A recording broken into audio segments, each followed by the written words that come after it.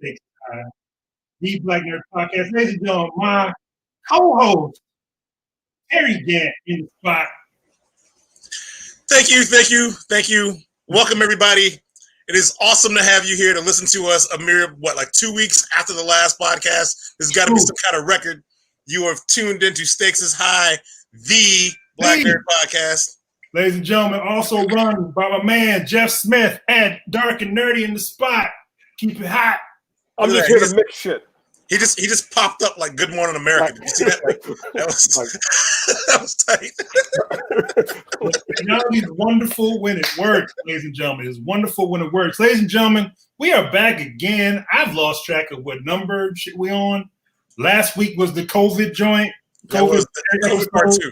That was COVID. Before that was the pandemic episode. Right. I don't know what episode we on right now.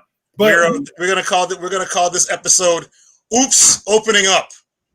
Right. That's exactly what it feels like. Like, damn, did we do that? No. Yeah. Oh no. Or the group project where you're the only one who did the work. Yep. That's it. You are the only one who did the work, and all the lazy bastards made all the noise. Right? We are like, what are we doing? We are recurving the curve is what we're doing. So I had just read that that the Texas governor was all like, "Oh, we got an outbreak here," and who knew? Yeah, who knew this would happen? So my sister in Houston told me all this shit where basically Texas is obviously known for this shit, known for this whole bullshit independence. We're gonna do what we want to do kind of shit. Sure. And Houston is at 97% ER like bed situation. Capacity. Like, okay. And so now some high up people got inconvenienced. Now it's a thing of, oh shit. All of my little oilman friends, all my little Republican friends told me, yo, we got to get economy. We got to get it going. We got to have people back on the beach. We got to have people back and they're like, oh shit, this may not have been a good idea. So I find a certain kind of schadenfreude with people who you've told the right thing over and over and over again. They're like, whatever. Then we roll over and they're like, we go a day or two and all shit goes down. You know what I find interesting is we have both a situation in which people want to say, oh, the economy's never been better. It's the best economy in the history of economies. Oh my God, we're running this economy like it's the Indy 500. But they're also like, we got to open up this economy. Oh my, hey, this economy needs to get going.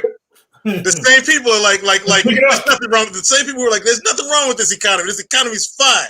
We're kicking ass over here. We are America. Exceptionalism. We're the best. Are the same folks going, hey, no. But open up all the bars and restaurants and movie theaters. We need baseball and football back. We got jobs. People got jobs out here. We need to do these things. We need to get back to normal. Well, you can't have it both ways, right? Either your economy is humming like nobody's business, and I'll tell you, there is kind of a way in which you can have an economy on some level. If even with a shutdown, you just need people to spend what money they have confidently.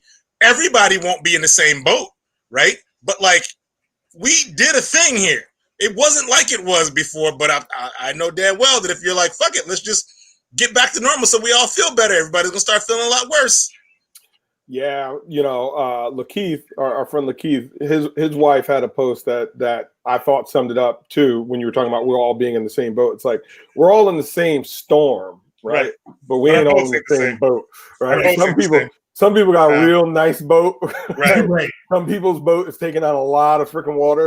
And when we're talking, when it's that conversation about like, we got to open up this economy, it's people with much bigger boats talking about their economy, right? Like I just saw that like we're going to minimum wage in Chicago at like $13 an hour to like $15 an hour, like next year or something. And I thought to myself, like, man, they just announced that shit like they weren't just having battles over that for like the past 3-4 years. You know what I mean? Yeah, like straight fighting it. They just dropped that in the news like, yep, and next year it'll be 15.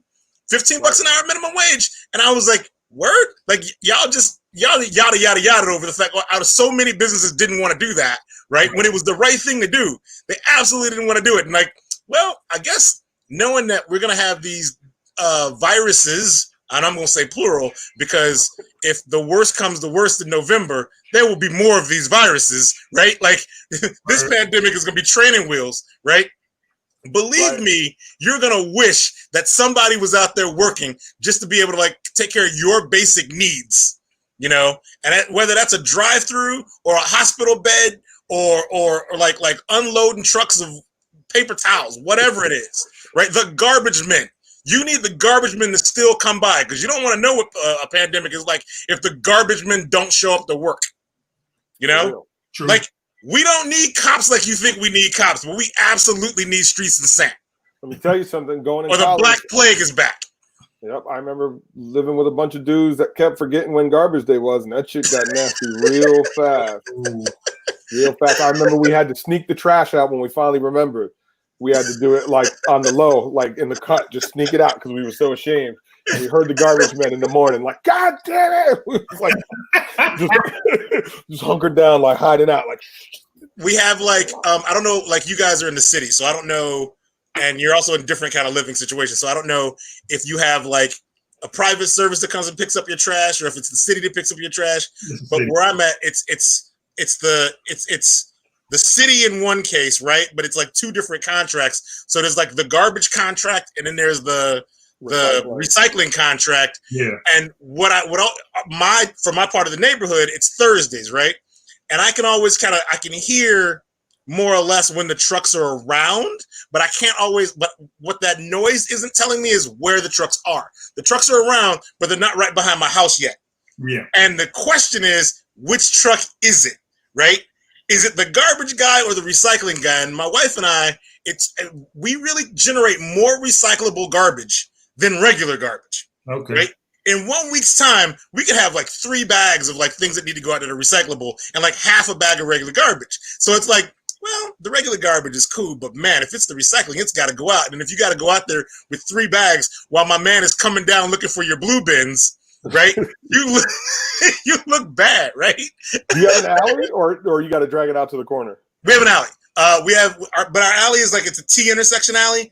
And what the garbage truck does, and what he did last week is he pulled into the top of the T, and I'm on the long part of the T near the bottom, right? So he was basically 3 houses over and kind of like at the corner. So I felt like I had time to run out there and get it. But the dudes at the back of the truck were running up the alley, grabbing the cans and bringing it to the truck. So when I go out there, I'm holding the bag, and dude's looking at me, and I'm looking at him like, yo, which dude are you? What you gonna do, son? And he points, he goes, is this you right here? I'm like, yeah. He goes, oh, it's cool. I'm just coming to get that one next. I'm like, all right, but he goes, you can throw it in there. I'm gonna get your neighbor first. I'm like, okay, cool. All right, awesome. I feel better. Because it's that shame of like, right. What are you doing, tenant?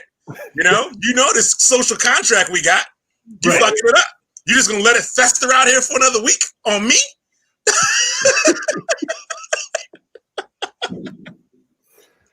All right, people, what's up in nerddom for you guys, man? Like, I will ask a general nerd question, and you got any like nerd comics related things you've been up on, or like nerd anime cartoon watching? During COVID, I know that this makes people like me, like I go back to like some of the things that I've missed, like that I slept on or that I purposely put off because I was just doing other shit, you know? Right. Like I'm doing a lot of that now. Some new things have wormed their way into my general like going to bed viewing, you know? It shows I've determined I love that I never thought I'd love. That like there's a show that I love that I was gonna completely fade. Like I'm not even fucking with the show. But I watched a couple episodes, and it is now my favorite comic book related show on TV. Stargirl. Oh, yeah. I didn't think for a second you was gonna let that one slip by though. I really, because I didn't expect them to go like so hand in hand with getting out real quick with DC character shout outs, cameos, appearances, all that, right? Like when the Flash started, it was like, oh, cool.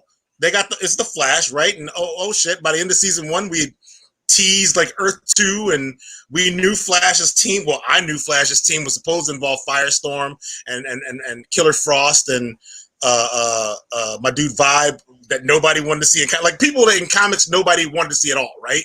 But like when I realized that was his crew on the show, I was like, that's cool. I mean, but some of the great guest stars on The Flash took a season or two to get to. Stargirl started out episode 1 with an entire JSA battle that was amazing, right? And then just kept dropping people on you.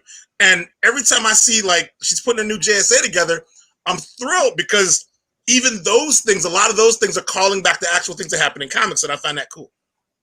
So I'm shocked. I haven't got the Stargirl yet. From a comics perspective, you know, I'm catching up on Harley Quinn. You know, that just wrapped up. I think I'm like 2 episodes behind.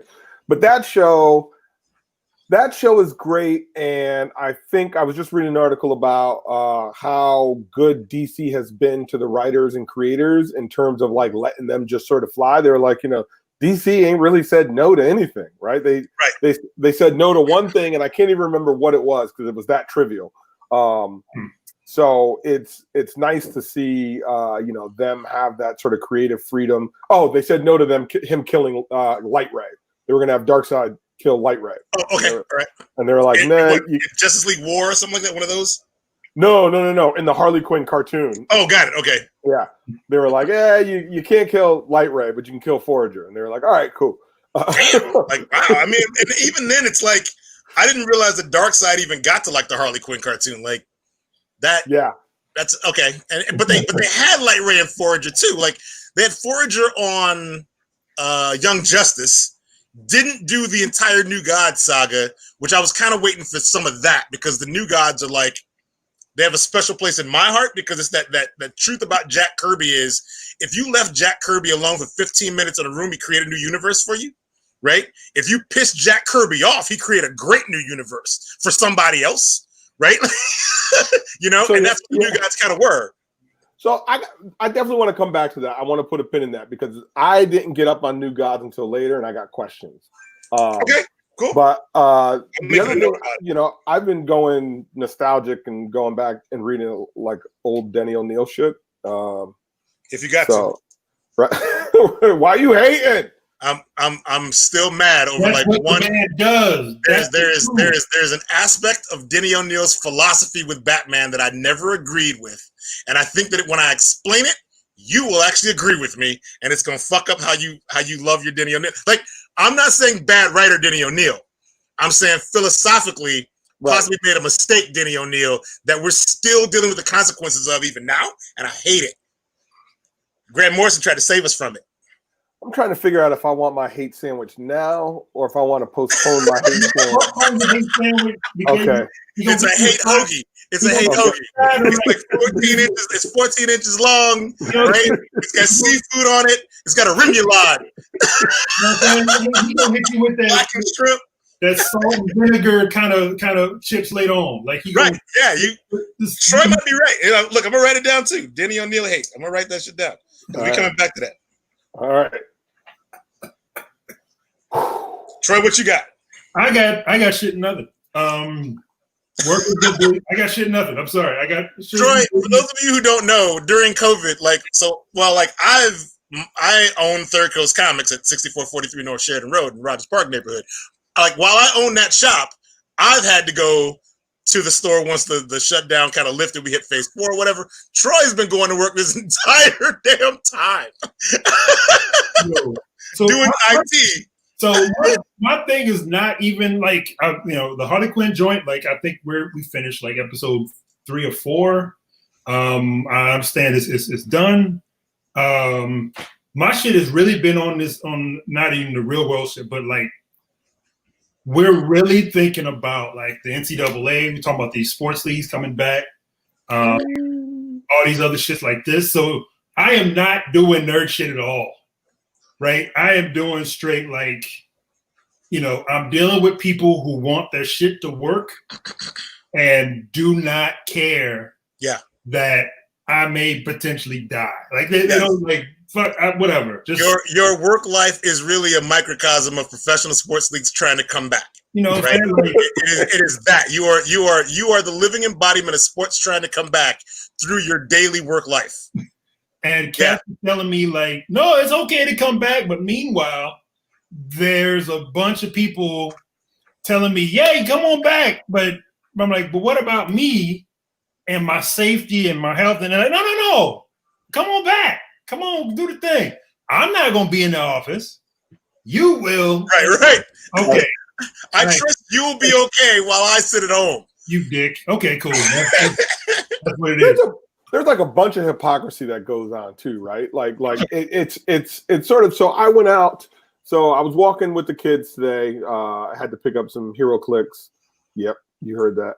And we stopped at Potbellies to grab a sandwich, right? Nerd-wise, I kind of like the sound of this day so far. So keep going. Yeah, right. And that was right before we left Quake Collectibles. That's real shit though. You doing real shit. Yeah. Xander bought his first Transformer with his own hard-earned money. Hard-earned. Yeah. All right, now I got to get involved. Now I got to hover over the kid like the next one. Right. You gonna get that Mobat G.I. Joe tape? Let's just do that. Let's just blow it. Let's do it. I'm in Rock and roll had a motorcycle. I'm in Potbellies though, right? And there's a bunch of people that are there eating, and they're eating in the restaurant, and they're complaining about like how crazy it is that they're being asked to go back into the office, right? And they're like, there's like 10 or 15 people in the office, and I'm thinking to myself like, it's dangerous when you go to work with the same 10 people, right? But like, right, I got to go out and get my Potbellies, right? Right. You're sitting in Potbellies bitching about it, right? And you're not 6 feet apart. You ain't 10 feet apart. And this is the thing about also. I just want to put it out there. 6 feet, I believe, is just the softball way of saying we know you're going to be near each other somehow. I'm willing to bet the actual guideline was probably more like 12 feet, 15 feet, right? 6 feet is just, we know you won't possibly, America, you're not built for this, right? You're not built for this. We're going to say 6, right, as a general rule, because even if you had to reach out and hand someone something, to reach out and hand someone something is 3 feet. Right. You know what I mean? Like you can't do 6 feet easily. Like I couldn't, if Troy laid down on the ground and I started at his feet and you were at his head, Jeff, and we were reaching for each other, handing each other stuff, we would not reach. Right. We would drop whatever that object was in the middle of Troy. It wouldn't work because Troy is 6'3", right? It wouldn't work. You can't do it. He's 6'6". Get the number right, baby. Get the number right. You can't do it. Like it doesn't work this way. We're not built for it. This is where I think we came down to this 6 feet number. But they're willing to sit there in Potbellies and be like, "Can you believe it? They're gonna endanger all of us." Meanwhile, you're 2 feet from somebody you're smacking. Right. I should have got that chocolate shake. They put the little cookies in the straw, It's a nice touch. I should have done it. So yeah, but the kids are definitely coming around to this nerd thing, and it's nice. So you buried the lead. Which Transformer did Xander buy? I had never seen this little motherfucker ever. Like it's a little green. It's like it's not a Dinobot, right? It's just a little green thing that transforms into a cheap TRex. But I couldn't quite figure out how exactly to get the T-Rexy. So he's kind of tall, like he doesn't. It's weird. I don't know what it is. I ain't never seen it before. It was definitely one of those, like, I don't know, maybe Beast Wars or something. I have no idea. But he bought it with his own money, so he got the budget. Right. I don't argue with their money, right? Like if they got money and they want to spend it, I'm like, hey, I just want to let you know the thing. You also took him to Quake. You didn't take him to like Play It Again Sports to buy an old tennis racket. Right. Well, because we had walked by Quake before. And they were in there and they were asking for stuff, and I was like, yeah. Well, how much money you got? And they were like, well, none. Oh, right. Okay. So then we set out the chore thing, and they earned their first chore paycheck. Okay. So they were like, we got to go back to Quake. I was like, all right, cool. So I'm trying to explain to them, I'm like, that Batman figure you picked up is pretty dope, but it's $20. Oh, you could save up and earn that. And they were like, I'm gonna get this now, and went for something cheaper, and was like, okay, all right. So that's where we're at. But we played our first game of HeroClix today. They enjoyed it, so going to be on the hook for that. That's amazing. I was like, I don't know if he's hating on HeroClix. No, I was like, my camera's normally like covered by tape, and I reached up and like, oh shit, I just obscured the whole situation. I was like, am I getting a hand? Like, no. Like you getting the Heisman? Like, no. Like I would actually high five the HeroClix because like I feel like it is the game that's just about useless, while also being the game with collectible figures where you're just like, I can't believe they made a figure of this dude. Why is it useless? Like, I've got more use using HeroClix as named villains in my D&D games than actually enjoying playing HeroClix. Oh, you don't like it? The act of clicking down for hit points and trying to keep track of all these things on this little hero dial just bugged the hell out of me. I guess it was too much, like, too involved for what I wanted out of my little superhero, little miniatures, and then battling each other. So what I did like the idea that when you play, you're like, let's make teams. The teams are certain points, and you got to kind of come up with point values. Like that aspect of it, I kind of do dig, And I like the theme sets of like, we're Guardians of the Galaxy set, right, or the Avengers set, or Legion of Superheroes set. I kind of like that too. But I just 3 levels of clicking and different shit. Nah, man, they lost me. I don't know if they had this before. If they did, I was too young to pay attention to it and keep up with it. But so I haven't played Clicks in like, I don't know, 7 years, 8 years, something crazy like that. I don't even know what got me. Oh, it was the Justice League Unlimited set came out. And I was like, okay, I can fuck with that. Yeah. So now they got the cards that go along with the dudes, and it has their entire dial on the card. So now I don't, because the thing that always killed me was like I always had to pick up the figure to figure out, like what the hell the abilities. Now it's just like, oh, it's row 3. Maybe it was always like that, and I just never could keep up with it. I think there was always cards. Like I got HeroClix boxes that I've never even opened, right? But I'm fairly sure it's the figures on a little plastic like holder thingy, and then there's cards that are also in there. And I think I used to just chuck the cards because I was not playing the game properly. I tried playing the game and I didn't like it because it was more involved. Like when I play something that is comic book related and it's meant to be some sort of like CCG or like RPG, I want as simple as possible, right? Because I don't want to be taken out of like what it's like to read a comic, where you just flow through it, right? I don't want to like be doing a thing that's supposed to be inspired by comics, but it's so stat heavy, right? Or like it's so involved in process. It's nothing like reading a comic. It's more like being in some kind of like stats class, right? Like, and I don't want that. Right. It's why I'd rather play the old Marvel superheroes role-playing game than play Champions. So it's funny. I was about to say the exact same thing. That's exactly what I'm looking for in like a superhero role-playing game. I feel like even Marvel probably does it better than any other one that I've played so far. But like, I agree. It doesn't bother me for HeroClix as much, but for like role-playing games, whenever I do like a superhero role-playing game, I agree. I want it to flow fast. I want to be able to get creative with powers, right? So it's funny. We talked about this at the last time a group of us got together, and I was like, you know what? I'm gonna fucking design my own superhero RPG. So I got news for you, Jeff. You can do a playtest of a superhero RPG I wrote like 10 years ago. With exactly this in mind. However, I'm just going to warn you. It's called Hyperbole, the superhero role playing game. But it is a superhero and comic book role playing game that is actually it's a marketing teaching tool designed as a superhero role playing game, right? So I know you've never. Many people have. I've run it for like lots of people, and I had like dreams of being like an indie game designer at one point in my life. And I went to Gen Con and I sold a shit ton of copies, right? At Gen Con one year. And I was like, well, did that. All right, I'm good. Right. So, and the funny, like I designed it kind of with that idea in mind, like, holy shit, like, why can't we just do this thing where it flows and people can just like feel that what it's like to experience a comic without like it being like, yo, is that in a non-obvious but accessible focus there, that ray gun you got? So you shoot my man with the ice blast, but does he go? Is it a power that sends him back 6 meters, or 12 meters, or 25 meters? We need to know. No, do you really? Like, really? Yeah. I feel like part of that is the minute you have to depend on a battle map, you're through. And that's part of it. Like, you can run a game in which you have a battle map, because that's what Dungeons and Dragons 3.0 did, right? It made the map so much part of the game. You just had another visual characteristic that helped you out, right? But it also made it so that now you had to count 5-foot squares, and that mattered. In 2.0, I don't know how many games back in the old 2.0 days and 1.0 days, we played D&D with no map whatsoever, and we were just like playing, you know? Your mind. You're just going, right? You didn't know. It would say in the rules, it'd be like, yeah, it's 30-foot square. So you ask the DM, hey, am I winning 30 feet? Yeah, man, you are. Good. Right. I blow him up, then lightning bolt.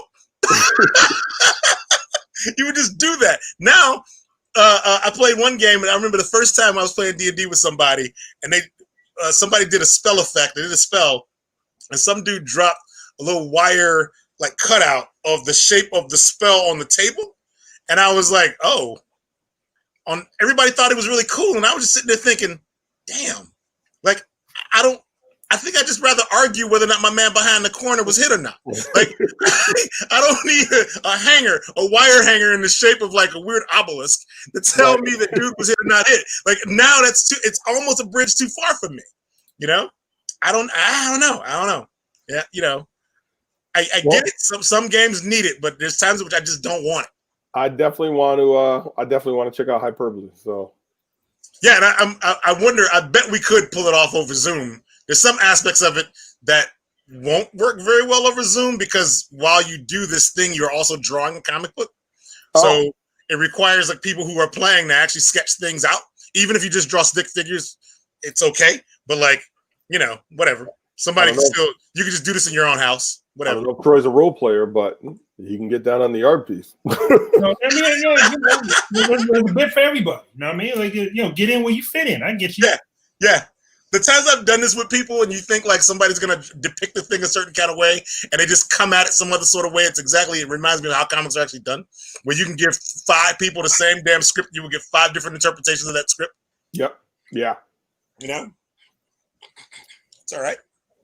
Yeah, there's like a Powered by the Apocalypse system that is like all geared towards like storytelling and storytelling. It's like one of those things where it's like, you know, the rules always take a backseat to the fiction, right? So it's like, you know, okay, you know, you've got this great power, but if you're, you know, underneath a rock for whatever reason, right, that's more than just a strength check, right? You got to figure some other shit out. So I feel like there's a hero version of that. A hero version of that game for that system. I bet there is. There's a pro wrestling one. I know that. Yep. There's a couple of wrestling games, and I've played some wrestling games, and it's like when I'm playing a wrestling game, I want to also feel that same thing. Like I'm watching wrestling and enjoying it. I don't want to be like, oh, well, you know, your suplex skill is only this much. So then you get 2 dudes who have shitty skills trying to use the same kind of move. It's like, no, it doesn't work. Like, you can't wait. You both suck at the figure 4. You've rolled 1 now. Now you have there's like a noodle happening in the ring between your legs. Like that's not a thing.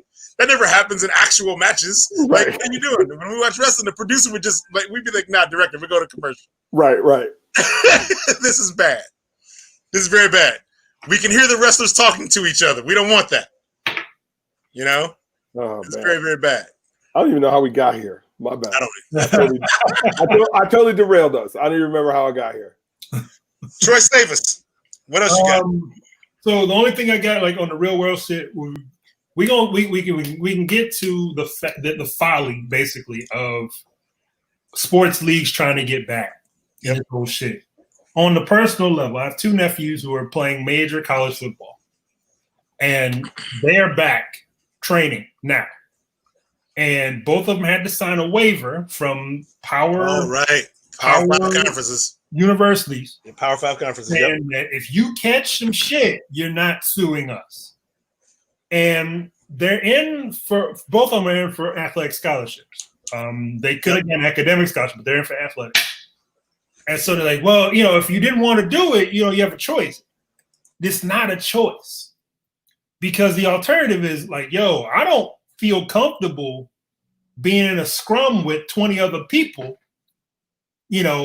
going fighting for the ball, or I'm doing drills or whatever, and find out that, we're tested every day, or, we have the best medical center in the state of Indiana or state of Ohio, but you're paying some podunk ass universities to start with who may not be on that same shit.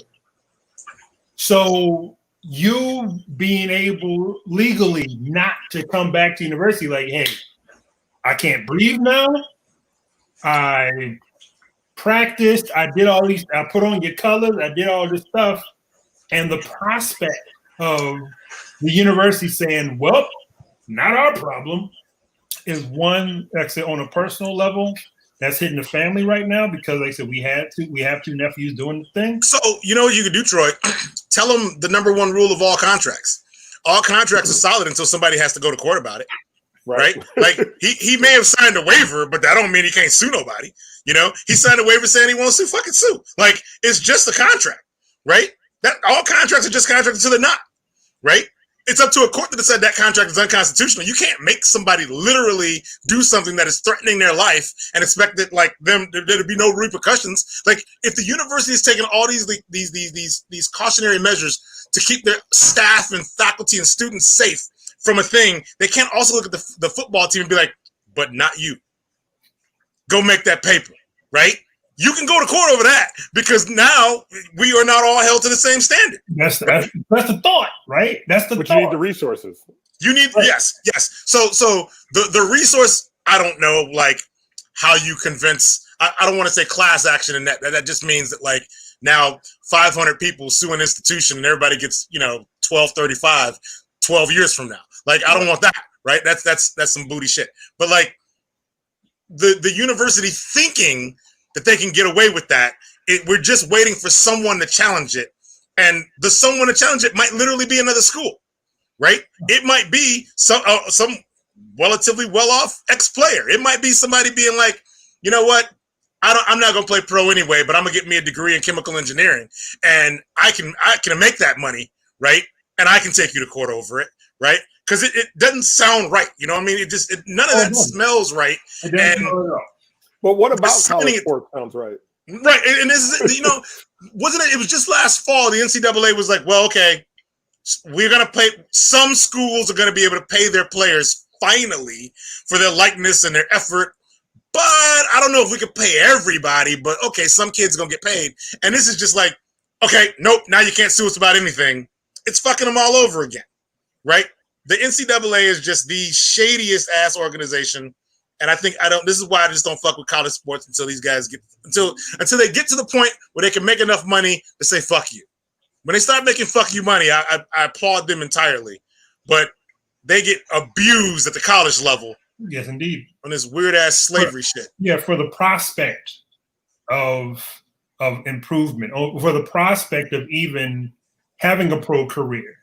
And also for the whole thing of, well, you are getting an education too, ignoring the fact that a bunch of people who are doing this thing, the bunch of people. I didn't see this, so fill me in on that. This K-State kid. So apparently, Kansas State. First of all, Kansas State has a white supremacist student group. They do openly, like. Oh, and I'm like, my. Okay. All opinions get to be heard. Yes, all opinions, both sides. And so this kid tweeted, it says, "Congratulations on George Floyd being 1 month clean of drugs for the first time." And people were like, yo, okay, A, that's tasteless as fuck. But B, the entire Kansas State football team and half the basketball team was like, fuck this kid. Y'all better do something about this. Half the basketball team. I got a problem with half the basketball team now. Look, your half is cool. This other half. It is Kansas. Half, you say? It's in Kansas. Right. You better go along to get along, because when the basketball team's rolling out, I don't want to be the spot up shooter in the corner being like, woo! Your football team is 82 people. Yep. Your basketball team's 12. Sure. You're rolling with the 82. You know what I'm saying? I'm a roll with anyway. So I don't know what's happened to them since, but they this student activism is like on an all-time high now, where student athletes are like, yo, this is bullshit. We demand some changes. We demand, and in the background is all these administrators like, we just want normal. Right. But we're ignoring the fact, and this is going to happen for stuff about the disabled, stuff about marginalized groups in general, where they're going, the normal wasn't great for us. Right. That Kansas State. So the shit that you like that you just little racist kid felt comfortable tweeting that shit out.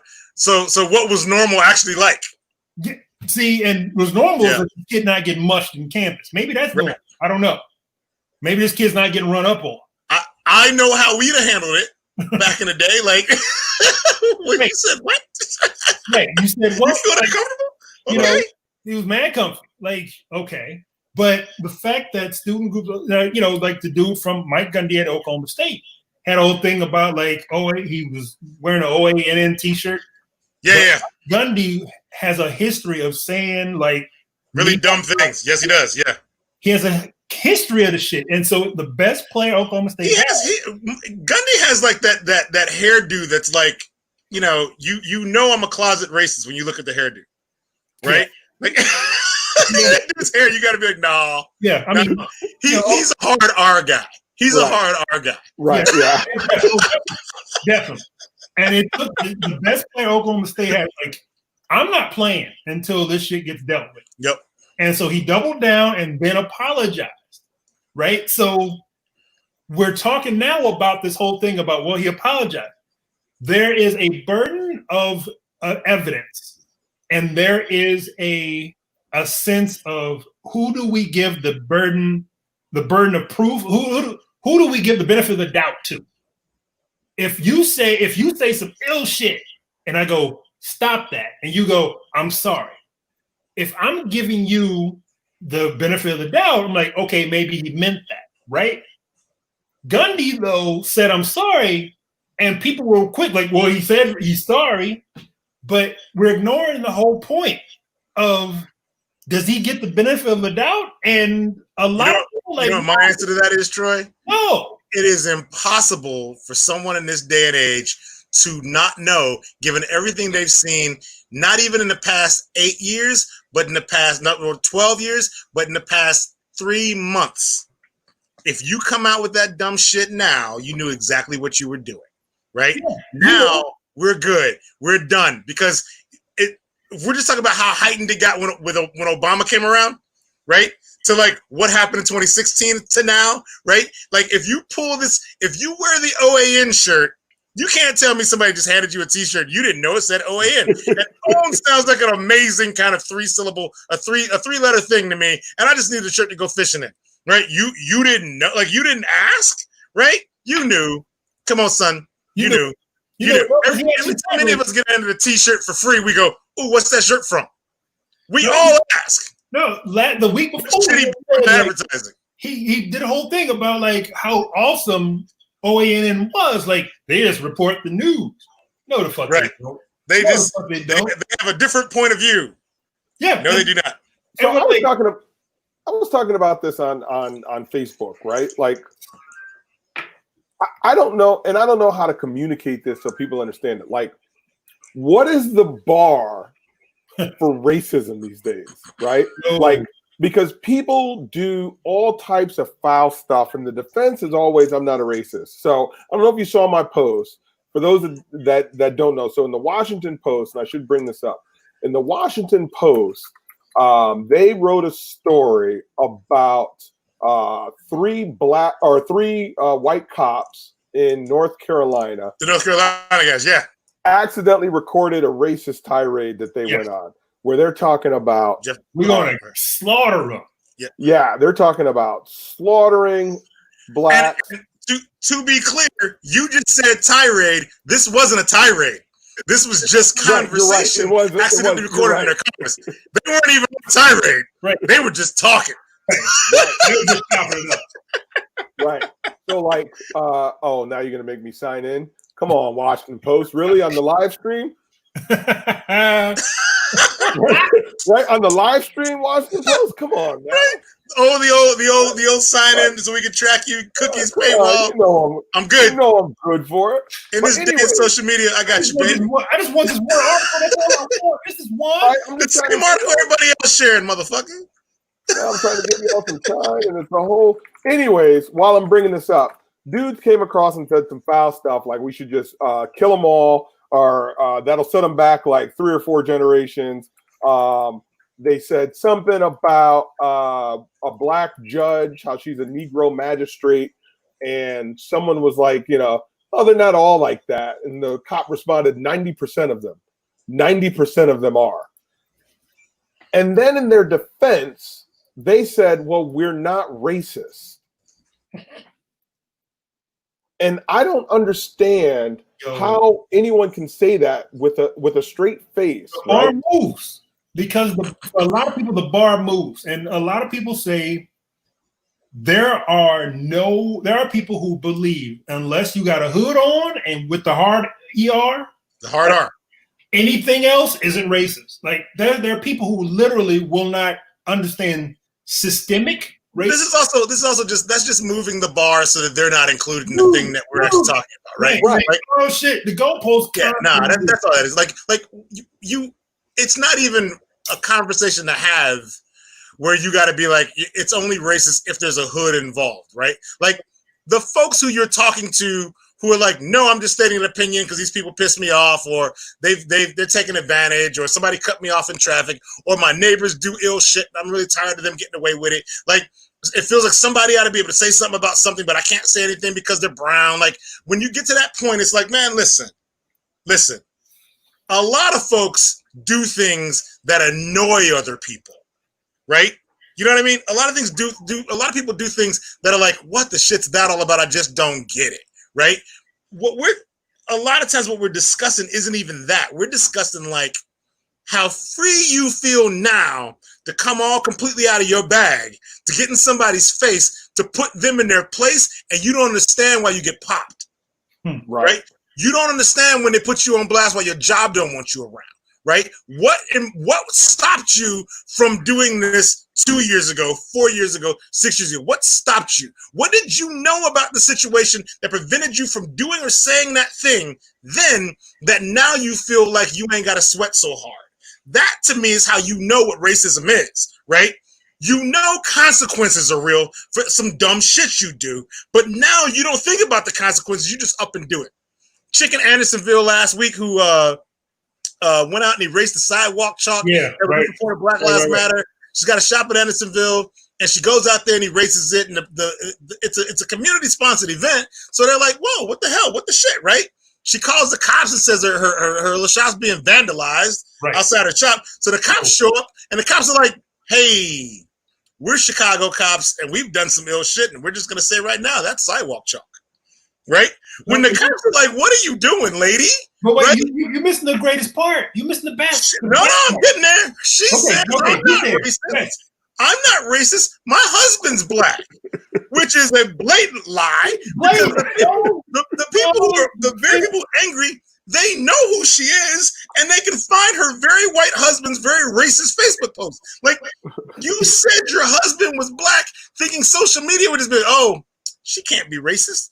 She might have just had a misunderstanding about why she was erasing all the Black Lives Matter shit in front of the shop in Sidewalk Chalk. For those of you not in Chicago, there's a thing you need to understand about Chicago. It has rained every other day in this town since January 3rd. If somebody goes out and draws Jeffrey the fucking giraffe with devil horns on his head, spouting off like the Pirates of Penzance and shit, if they chalk your whole block doing that and you hate it, wait 12 hours, it will be gone. We're about to have a solid week of monsoon-like weather here. If sidewalk chalk ever offends you, just walk away. You don't even have to raise your water bill on it. I have not had to water my grass all year, right? It is ridiculous. You call the cops about it, right? Which is to say, like I keep referring to it as, you call customer service, because you wanted them to handle your racism for you. You pass it off to them. Yes. So you can go about your day. You That's called what you customer did. service for them to handle your racism for you. That's what you did. That's what calling the cops is in these situations. You want the cops to basically kill people for you. That's the thing. You're ordering your hit. If you were doing this, there's no apologies and benefits of the doubt. We ain't gotta wonder. You're doing it now, right? We just watched the cop kneel on a man's neck for damn near 9 minutes and kill him. Like you can't say now that you didn't know this thing you're about to say, post, do is racist. You knew it. You felt like now was the time. Right. You knew it. What you didn't expect was how fast they'd be able to name you. Yo, that internet, they be on it, right? Black Twitter be on it. Like on it. Like Black Twitter, might as well be anonymous. Like everything. Like here's my thing about anonymous, right? Like me and some friends were just talking the other day. Like, man, I just wish like Anonymous could have just handled this whole shit and just dropped this whole dossier or pulled out this whole file and just saved us from so much bullshit. And I was like, you know what though? Anonymous is like 1,500 motherfuckers who probably can't agree on what pizza to order, right? So like, you're not gonna get a lot of things from Anonymous that you really wish the white hat hackers would just do for you, right? But like Black Twitter is like hackers really are in movies, right? Enhance. Wow. Okay. Yeah, that thing you said about Anonymous, though, that's something I've been saying about this whole like militia conversation too, right? Like whenever we talk about arms for defending ourselves against the tyranny of our government or whatever, and I'm like, have you ever been to a block club meeting, right? Like you can't decide on basic shit, but you guys are going to form a military unit that's going to take on the greatest fighting force in the history of humankind? Right. because you bought a gun legally in the suburbs, you got a FOID card, and you and your sons go and you shoot on your block. You're the only one within 4 square blocks doing it like that, brother. Like you really are. And let's be real. When the shit comes down to it, your block might have a whole lot of cats who have guns, right? You have a whole lot of cats who have guns. The people coming for you were planning to come for you, right? You don't want that. That's not a thing any of us want. Nobody wants it. Right. And some people like I keep saying like the problem with the cops is like the good cops don't out the bad cops. Right. In those situations, the good cops still won't stop the bad cops. The cops who come get you will all be the bad cops. Right. They're not going to be like, you know what? We should bring that conscientious objector motherfucker on this raid. The kids sell lemonade on Sundays at the soccer games. We need the one that understands how wrong this is. We should bring him just so we have a voice of reason. We bring the negotiator. Nah, man, we're not doing that. That's not what's gonna happen, right? So you're not gonna have this standoff in the streets at the corner of like Damon and fucking like Lincoln, right? It's not with arms. You know what I mean? Like you can have a protest, yes, right? But what Seattle did, where they literally took over a police station, understand that one medium-sized city in the entire country pulled that off. One, right? One. Seattle pulled it off. And Seattle's been weird for a long fucking time, right? Mm-hmm. If it happened in Portland, it'd kind of be the opposite. It'd be a bunch of like white supremacists going to the police and like they take all their like their Starbucks bags and they put spikes in them and they line them up around the police station to blow up bike tires. Like that's what would happen. Like you can't say that same thing that worked in Seattle would work in Cincinnati, which has had race problems, notorious race problems forever, right? Like what happened in Seattle, and I can't say what happened in Denver, right? I sure shit can't say what happened in Houston, right? Like, where else is that going to really happen? And it's also one police station in Seattle. It ain't even like the Seattle police are just done now because they got punked. Right. Like, they're holed up at a Shoney's down the block. Well, let's be clear.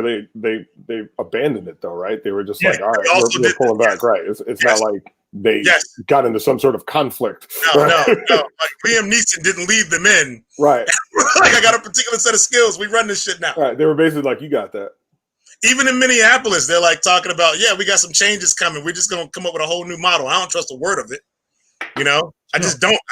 I don't. I like unless you tell me that that organizations, that cities are like letting everyone go, replacing it with a brand new model, and you are not allowed to apply for your new job. like your old job is gone, but there's a new job you can't apply for unless you convince me of that. I find like, oh, so we're not the police, we are now just the gendarmes. Okay, got it. Right? I'll see you tomorrow, Chuck. See you, Ted. But that's something I think about a lot though. Like, what does a realistic fix look like, right? I mean, it's redistribution. Like the fact that people call cops for shit that cops aren't trained for. People call cops for, like, with this whole school shit. Like, if an 8-year-old is having a tantrum, they call the cop instead of a social worker, instead of somebody, child psychiatrist. Someone paid by the school to handle the emotional issues that children have in the 21st century. Yeah. You know, a cop is a fucking hammer. Yeah. And in school, you're going to have screws. You'll have cats. Right. You'll have all those sits. Troy, you know, and also, like, particularly in situations, it's not just that a cop is a hammer. It's that in one case, there's a kid who's just straight up belling in the school, and we got to call somebody. The cop shows up, and there's a conversation, right? There's a sit over here. Let's deal. Maybe you have a migraine. Maybe you have low blood sugar. I don't know. You know what I mean? We just deal with it that way.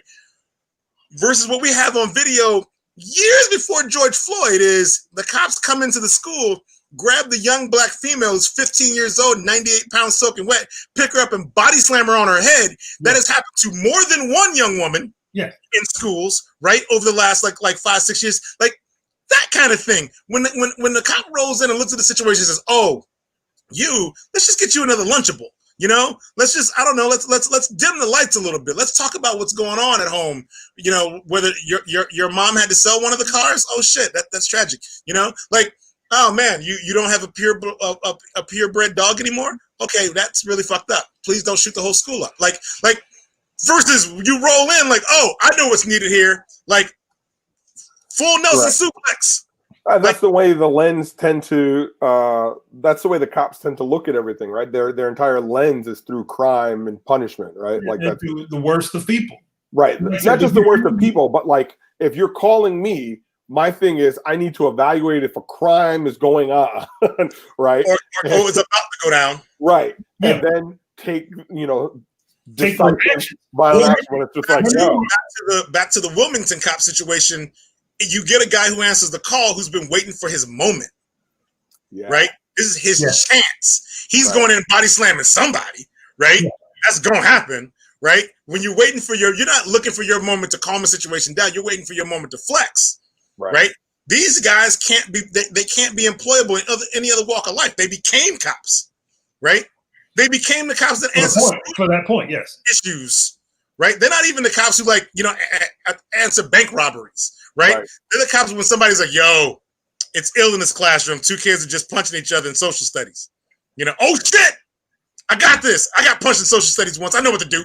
Maybe we need a calmer CBS cop show, right? Like where the cops just talk to people. I mean, that show already happened. That show's called The Mentalist. But we've been told the entire time that, cops are the good guys. Cops, like, de-escalation is not a thing that a cop does, that a cop's been trained to do. Right. And we're talking about training, right? Like, it's hard to de-escalate a cop. It's hard to have a police situation where you're training them to de-escalate while you're also buying them tanks. Yeah. Yes. Yeah. And like all this other shit. But meanwhile, we're talking about defunding, right? We're like not taking away all your money, but just the fact that you're being asked to do, and people thought that, hey, maybe cops don't want to do all this shit. Maybe you don't want to get caught out there. You just want to brutalize people who've done actual crimes. Okay, that's something else entirely. Let's go ahead and you do that thing. But you go ahead and you like, yo, you were trained for 6 months. You graduate from the academy. Yo, we give you a gun and we give you the absolute authority to be judge, jury, and executioner.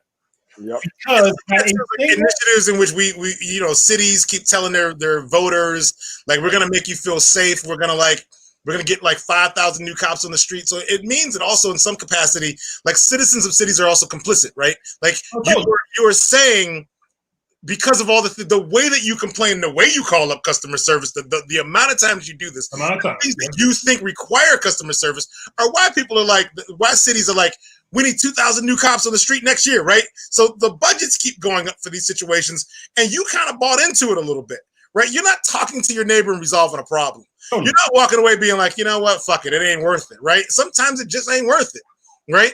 So a lot of shit can be handled by just being like, fuck that dude. He ain't gonna pay his rent anyway. He's gonna be out in 3 months. Like, whatever. Like, sometimes you just walk away, right?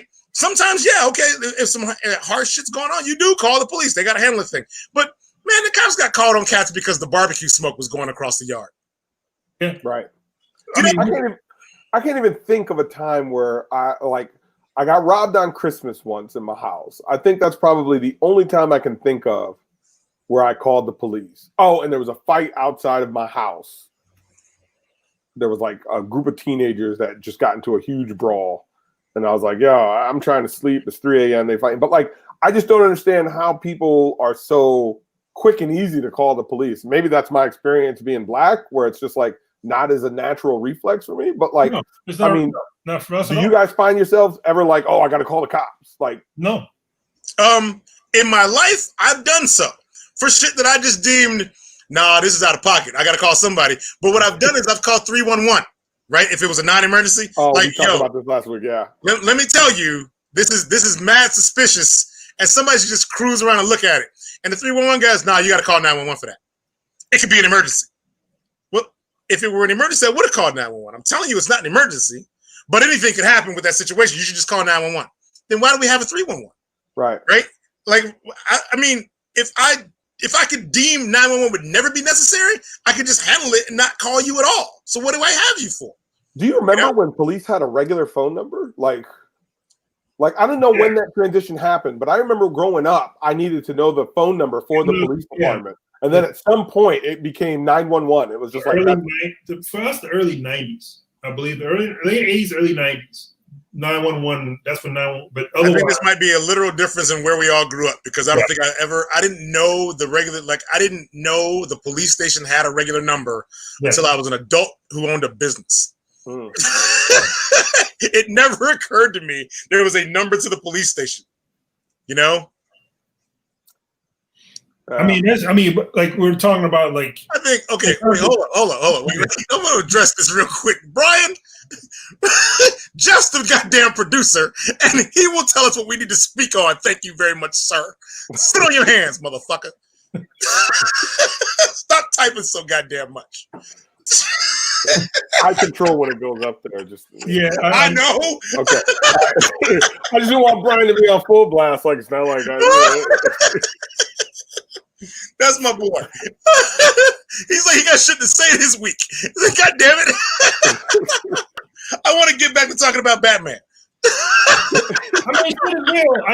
The last thing I'm saying with this shit, because we got, like, because this is all some nerd shit. Like, we theoretically should think about escapism and shit to think of that isn't outside. It's outside the realm of the rather depressing reality that we're dealing with.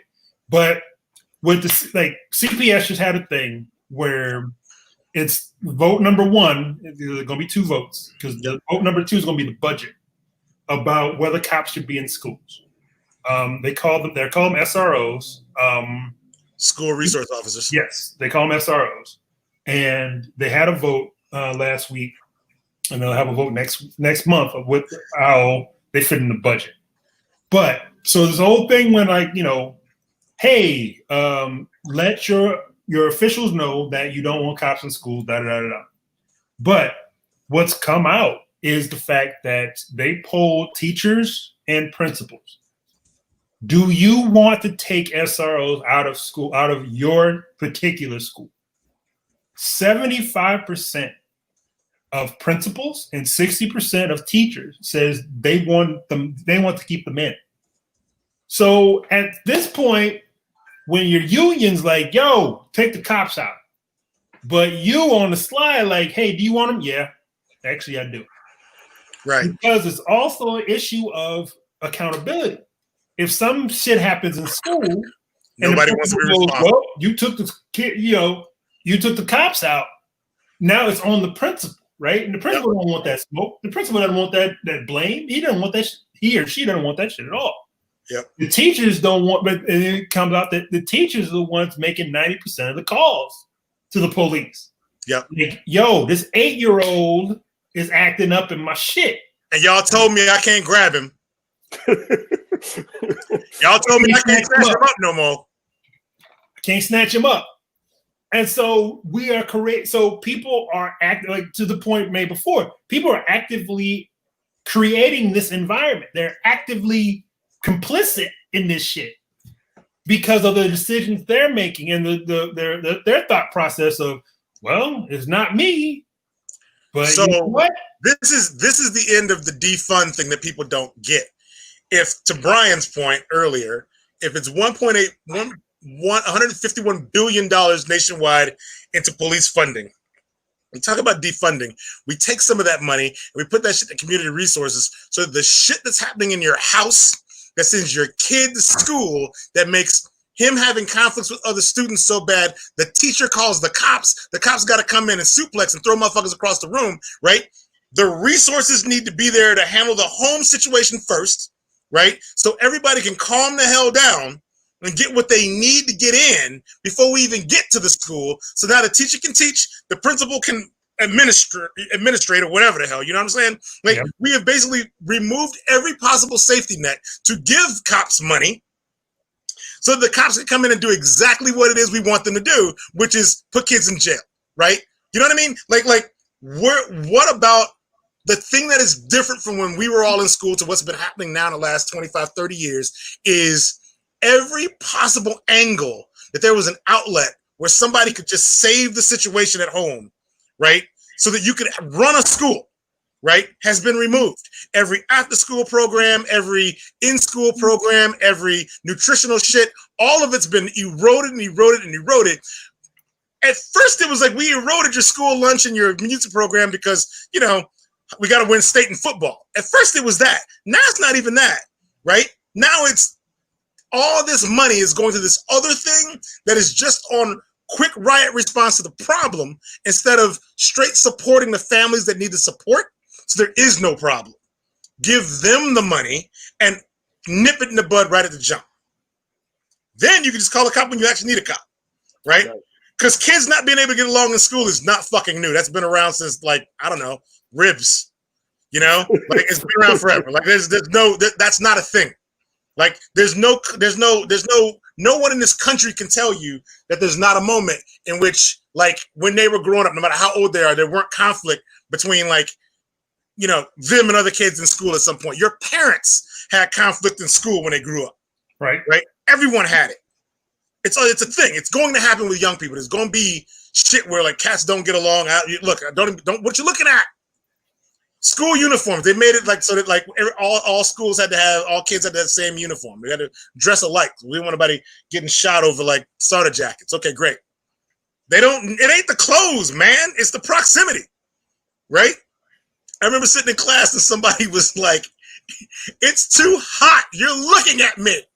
like the other kid had heat vision, right? Like, you are looking at me. It's too hot for you to be looking at me. Oh shit, it's like that now? You know? It's always been like that.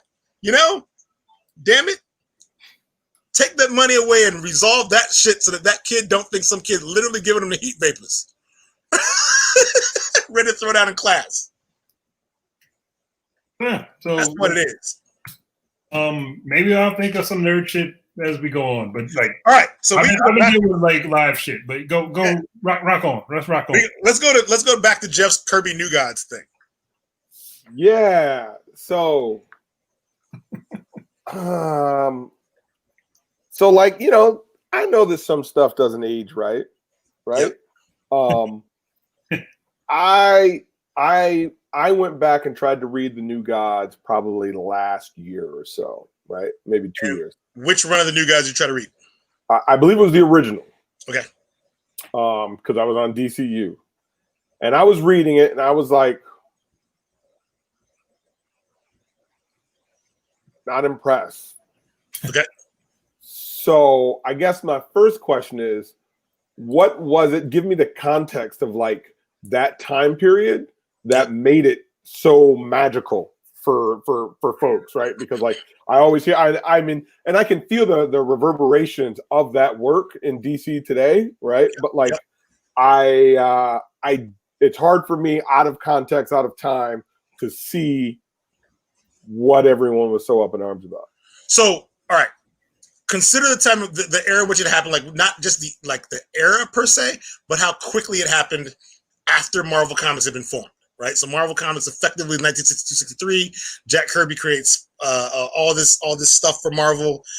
Jack and Stan do a thing, and within about 10 years, you have a situation in which it ain't like it was anymore, right? We have like now we've got like new writers are coming in and freshening up stuff that Stan did, and Stan's kind of being sort of like pushed aside, like, no, Stan, you ain't got to write all these books. We got other guys who can write these books. And Jack is like, look, I'm perfectly fine creating. You know what I really like, though? I really like to have my original artwork back. And they're like, no, yo, hey, you know, that original shit you did, that's kind of like, that's really ours now. And Jack's just like, what?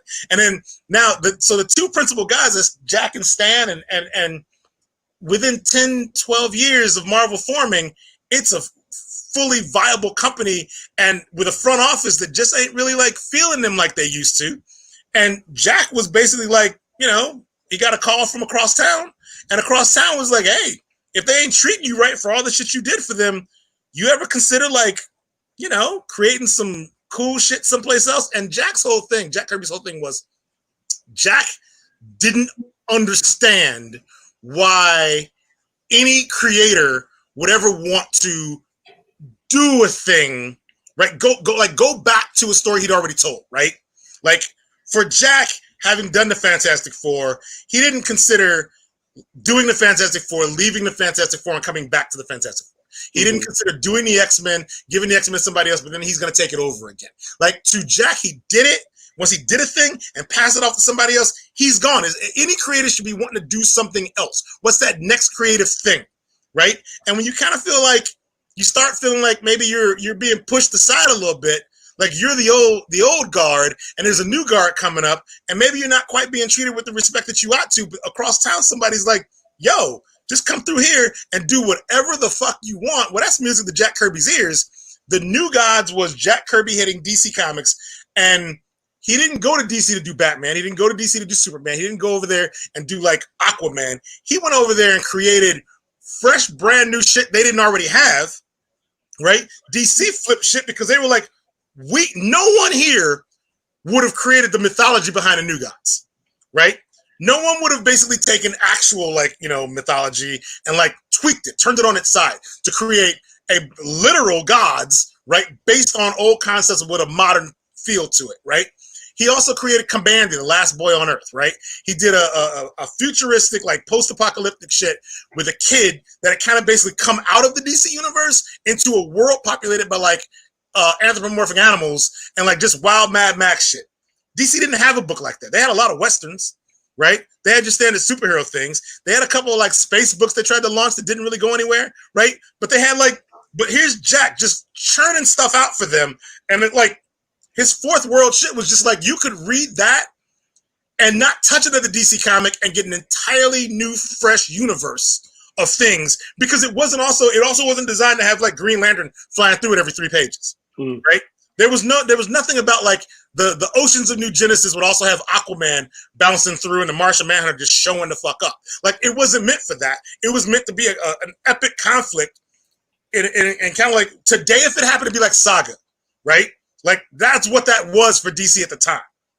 And his whole point, even when he did that, was I'm going to launch this New Gods, this fourth world. I'm going to give you the Forever People, the New Gods, Commandy. I'm going to give you all these joints that I'm giving you, right? And then I'm going to create something else. I'm going to pass that off to like Walt Simonson was somebody he had in mind to do one of these things. I'm doing it to launch it, and I got hand-picked successors who are going to take it to the next level after I do it, and I'm going to roll off and do something else, right? Because he just never felt like, he never wanted to be that dude that was like, I got more, like Chris Claremont coming back to do the X-Men. Chris, we already know you said everything you need to say, bro. If you come back and do something now, it won't be like it was, and we're going to hurt for it, right? Comics is always looking back to somebody who did, Denny O'Neil, right? They're always looking back to go to a guy who did some epic shit and be like, can you rekindle the old magic? Kirby was not about rekindling the old magic. Kirby was like, let's do some fresh, brand new shit that nobody's ever seen before. I got millions. Let's go. Right? That's what Kirby was all about. And it was like the first time DC had someone come in and just hit them with a brand new universe joint in the 70s that they didn't see coming. And they advertised it like, yo, the comic book creators coming to DC Comics. They made a big push for Jack coming there, right? And Jack eventually also, like, I mean, he stayed at DC for a while. He did a variety of things for them.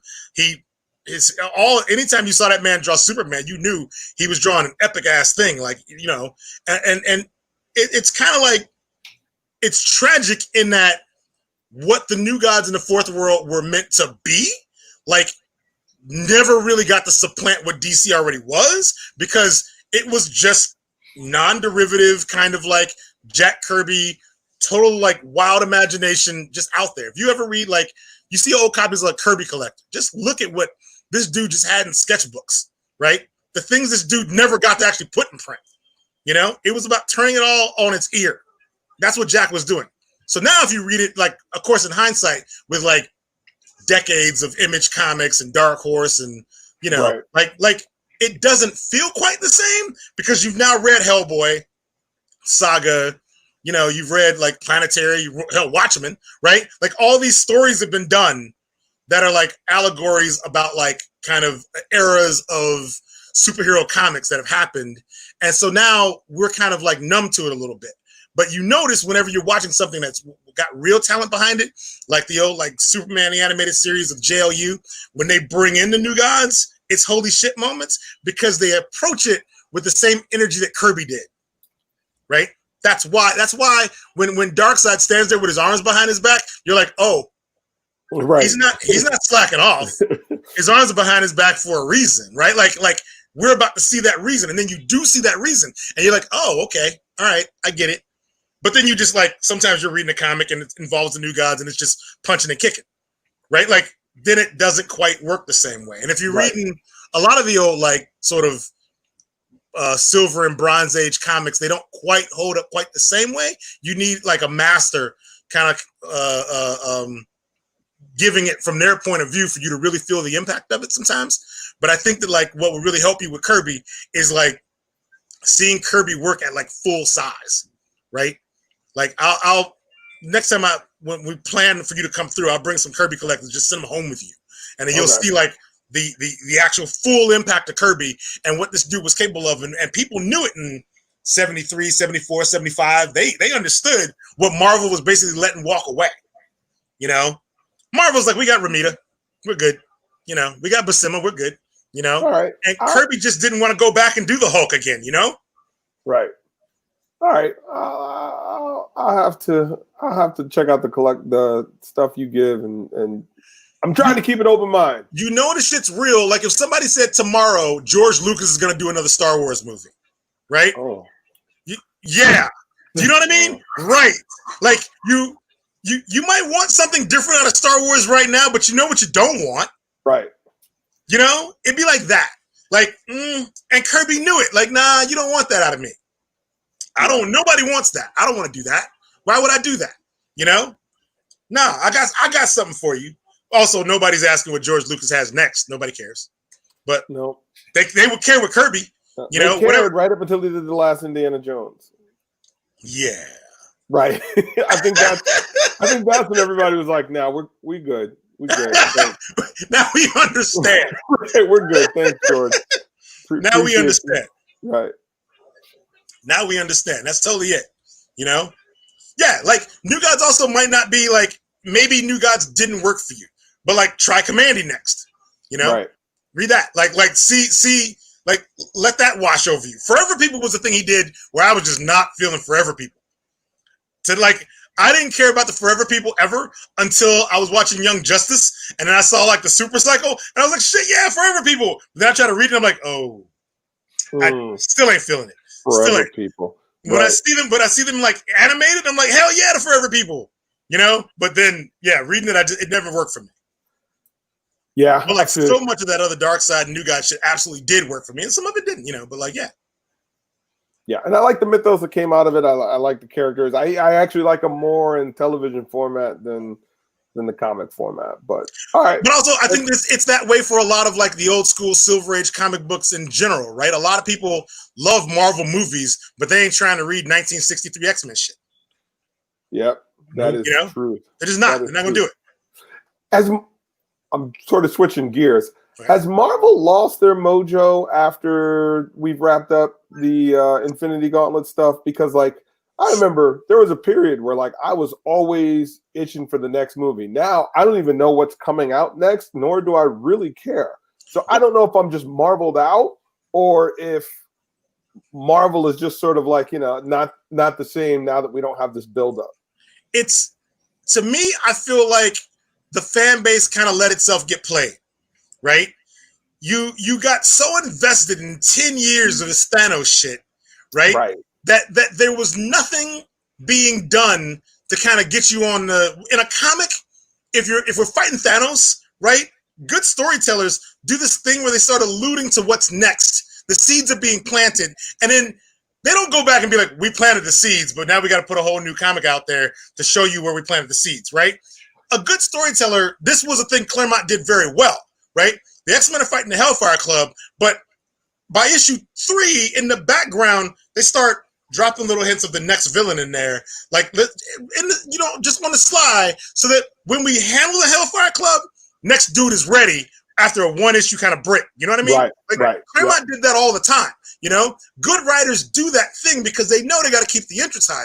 Marvel gave you 10 years worth of movies, made it all about Thanos, did just about nothing to kind of hip you up to like what might be coming down the pipe next. Yeah, they got you on like, we got Spider-Man back, so everybody was into like, everybody's walking around now talking about how great the Spider-Verse was, but that was animated and not Marvel Studios, right? So like, that's not related. And now the real problem you have isn't, am I over it?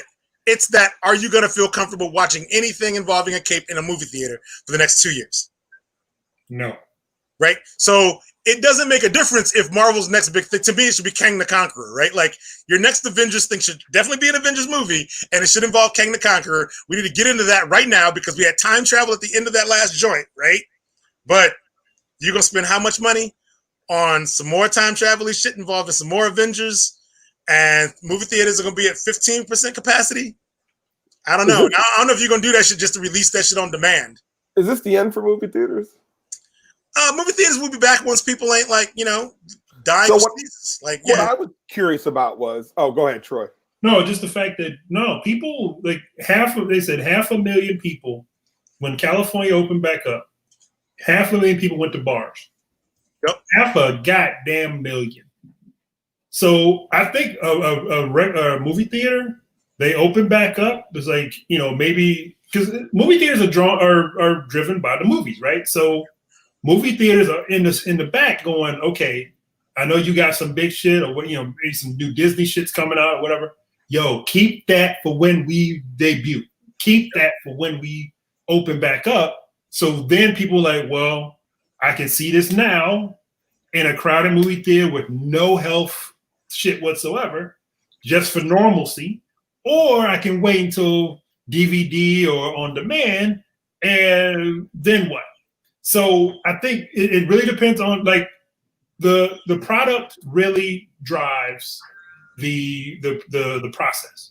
It really drives what the movie theater the movie theater think, because the movie theater is like, we can show you shitty movies all day and get 15% capacity. We can do that. That's not a problem. But we can spend a lot of money. We spend a lot of money on great movies, and then like, how long did it take to get a Black Widow movie and a Wonder Woman movie done?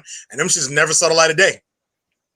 Right. I guess what I was curious about though is like, you've got these studios now that are like, I remember reading this that Universal decided after the Trolls success that they were like, you know what? Maybe this whole release and at home and release in theater is going to be a thing. And AMC was just like, no, that's not what we're doing, right? We're not about that. You fucking up.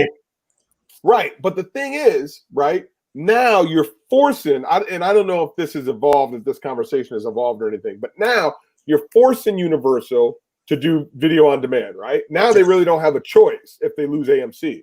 Right. What happens if Universal is successful? Right. Now you got all these other studios like, well, you told Universal to piss off and they're doing all right. So you and I need to have a conversation. Maybe popcorn concessions ain't just all they cracked up to be. Maybe we could put popcorn into stores and people could buy the popcorn and pop it at home themselves. What if we just tried that? Yeah. So I'm just curious if like this pandemic thing creates these new ways, or at least opens up these new ways of doing business, and then suddenly movie theaters are like, oh shit, we got a problem, right? And I'm surprised more drive-throughs aren't coming back. But I think the real bigger problem is when it comes to like how big superhero movies got. We discussed several times about like the bubble for superhero movies, right? And we were like always talking about when the bubble's gonna burst. And I don't think the bubble ever burst. I think the bubble just had the air let out of it, right? All these people, it ain't that the movies were even that good. It's that how many people in the culture were sort of like identifying as like now they're comic book and superhero movie nerds or whatever. Now they're fans of Marvel, right? But only while those movies were happening. After that happened, after that last Infinity War Avengers bullshit, after that happened, a whole lot of people just like, yeah, we love Marvel. We saw them all. We're good. Right. Right. We're done. They're asking what's next, but they ain't fiending for it because something else took their time away. Something else like occupied that space in their brain now.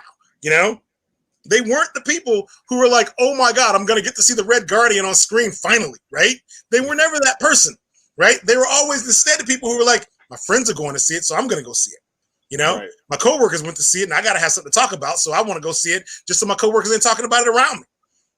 My boyfriend dragged me to it, so I did go see it. I hated it at first, but now I kind of like it, and now we go. Yeah, okay, like I didn't like these kind of movies, but now I just refer to Captain America and Tony Stark and Iron Man by their first names exclusively all the time. Like that's a normal fucking thing to do. Like people are they got real wrapped up in it because it became a cultural thing that I believe for a lot of people that's over with because it ended. If you came out and said tomorrow we got, in fact, this already happened. They announced a Game of Thrones prequel thing, right? And I don't know about your offices, but I'm fairly sure ain't a lot of people being like, yo, when's that Game of Thrones prequel happen? I haven't heard it. Right? They're like, instead they're like, yo, Game of Thrones. I thought we very did it all. Very similar to the Lord of the Rings stuff, right? Like the Lord of the Rings series, right? Like they announced it, and I think I heard it once in the break room, and someone was like, no, it's a TV show. And they said, oh. Right, and that was it. Like, oh, yeah. Well, Brian's fiending for the Inhumans movie. And Inhumans movie. It was supposed to be one, but it became a TV show, so you'll probably never see the Inhumans again. Like that writer's room fucked the Inhumans up so bad, and I feel like a disservice was done to those characters. Like that's another Kirby thing. Like what the Inhumans were all about, none of it got really touched on in that TV show. Because the first thing they did was nerf every single member of the Inhumans. They took away what made them special powers-wise in order to basically just have them with that nerfed-ass budget just running around Hawaii, chasing each other like Scooby Gang kids. It was bad, but it was bad not because the Inhumans sucked. It was bad because it was the wrong approach. I didn't watch it at all. It was like watching a Star Wars movie that was all about politics and debates in a big Senate chamber. Imagine doing that. We don't have to imagine it, dude. Right? I thought he called it episode 2. That's how wrong the Inhumans movie was. The Inhumans TV show was. Instead of making a movie, they went with that idea for this situation. Like, oh man, I can't believe it. Anson Mount, I believe, did redeem himself because he fucking got to be Pike, and his Pike was great. I just can't believe that man had his career salvaged like that. I felt so good for him. Because dudes were just mad. They was like mad at everybody in the Inhumans. And it was like, man, Gorgon was a black dude. And like, I just remember watching it. And sometimes they would forget he had hooves, right? Like there'd be scenes in which like he's got hooves because he's supposed to always have hooves and shit. And then that motherfucker's walking around the beach and he just got feet. I was like, wait, did they forget he's supposed to have hooves? What's going on here? How they put him in shoes? What do you mean the boots don't fit? He can't wear boots. He's got hooves. What are you talking about? Ain't nobody. You find me like you just go to the park in the state of Chicago and some cop is sitting on a horse and the horse is just wearing a pair of Timbs. Like it doesn't happen. You can't do that. Oh, No, man, just trash. Stop that. Like if you ain't even gonna try, then fucking walk away. You know, let somebody else do it. everybody's about that paper. Any way they can do it. About that paper. Yep. All right, that's all I had. All right. We can address the Batman hate that you were trying to avoid. Oh yeah. Hang on, let me get a napkin because I feel like this hate sandwich is going to be messy as hell. I've talked about it before. The Denny O'Neil problem for me was Denny O'Neil was the one who decided that Batman could never have an actual relationship because he was married to fighting crime in Gotham City, and he couldn't have a relationship until all the crime in Gotham City was eradicated. And he literally said Batman was impotent. Okay, yeah, I remember that. This is why it is that when Batman and Talia have Damian is immediately written out of continuity and just shuffled off until Grant Morrison brought him back, right? Like this is the Denny O'Neil thing I will never let go is how Silver Age writers and creators sometimes like stunted the growth of characters for decades with like, this is the only true essence of the character and this is where we're at. And then the worst thing happens when somebody comes along in kind of postmodern comics era and then they go the exact opposite direction. And everybody goes, this is the definitive view of the character and this is what we got to do. So now we're just, everybody's Denny O'Neiling it and then everybody's Frank Millering Batman. And those are the two versions you get, right?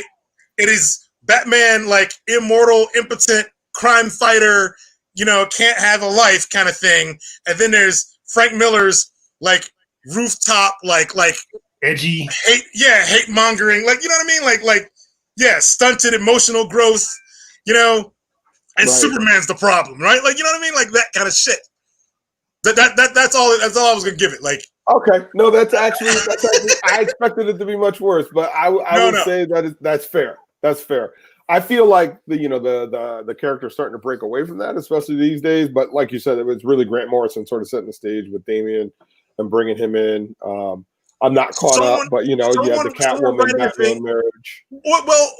But again, the marriage didn't happen, right? Oh, spoiler alert, didn't happen, right? And it's that idea where Spider-Man can never be happy. Batman and Catwoman can't actually get married. You know, like these things that happen that take these characters that prevent them from moving forward in their lives. It's the Denny O'Neil effect that creates that need where we got to keep that tension, which ain't even a tension. It's stunting, is what it's stunted growth, right? Like right. Batman must always forever be like left out in the cold, like emotionally, can't connect to anybody. So now we got 5 more years of characters who are in Batman's like network talking to each other about Batman being fucked up. Right. We were safe when Lois and Clark got married. Yeah. And then DC wouldn't fuck that up so that like Superman could date Wonder Woman. Right? Like, oh, well, okay, I guess. Right. That's the thing. For some people, they love that. They were like, of course he should marry Wonder Woman. They're the 2 most powerful characters in the DC universe. Okay, so I guess, you go on a date or whatever, you're just sharing portfolios, right? Like, right. How much money you got? Well, how much money I got? We can make this work. Do you live? Second date? Right.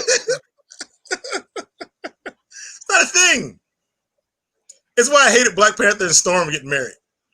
Couldn't stand that shit. I hated everything about it. That was a dumb idea. Of course Black Panther would marry Storm. She bad as hell.